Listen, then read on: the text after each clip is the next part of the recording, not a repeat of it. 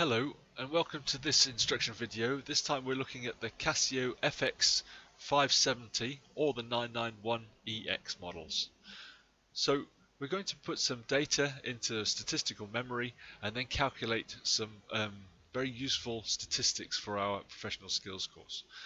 So let's have a look at putting this calculator into statistics mode first. So here in the menu, when we click menu, we get a whole range of options on this calculator, and the option we want for statistics is actually this one with the bar graph number 6. We can check that by using the arrows. There we see number 6 is the statistics one. So if we press 6, we choose option 6. Then we get quite a long list of different options, but we are only working with one set of data here, so one variable, so therefore we need the option 1 for the one variable method. So choose option 1, gives us our little table here. So I'm going to put these data into the table, and then we're going to calculate the statistics all in one hit.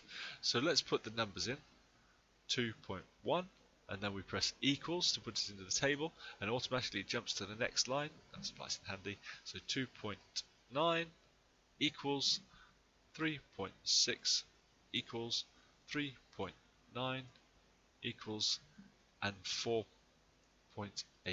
equals. So we've got 5 pieces of data in our table. Now on this, one of the new breeds of the Casio calculator, is very useful because we used to have our statistics in lots of different places, and now it's all in one place. So we click option, and then here we can press 2 to go back and edit the data, or indeed delete it all, but we're going to press number 3 to get our one variable calculations. So we press number 3, and there's all our statistics, all neatly laid out for us. Let me take you through them. So from the top we have X with a bar on the top of it, so that's called X bar, and that's our symbol for the mean. So the first value is the mean, 3.46. Our next one is this for sum of X. So the sum of X is each one of these values added up. So 2.1 add 2.9, etc, etc. So all of these added up totals the sum of X, and that is 17.3. If we squared each one of these values, so 2.1 multiplied by itself, added to 2.9 multiplied by itself, so the square of this added to the square of this, added to the square of this, etc, etc, gives you the sum of x squared.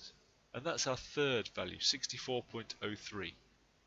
Note that the sum of x squared is not the same as this sum of x multiplied by itself. Now the next two values are relating to population statistics that we're not going to use in this course. So we're going to miss out these next two values, and we go to this bottom value here, s squared x. That's actually the variance at the bottom there. We're not going to use that very often, but let's go on to the next screen where we'll find the remainder. So here sx, which on older calculators might be written little sigma, like a bit like a q, n minus 1. Must have the n minus 1 by it on the older calculator, but here sx is standard deviation. That's at the top of the list. So here 1.02 is our standard deviation for these data. N is 5, of course, because we've got 1, 2, 3, 4, 5, and the little n is how many individual pieces of data are there in the sample. And then we've got our minimum, quartiles, median, a quartile, etc, etc, all done for us. And then if we wanted to look down the list further, we just have the maximum value at the bottom. So very nice and straightforward. We can scroll back up again and see our data. It's all there.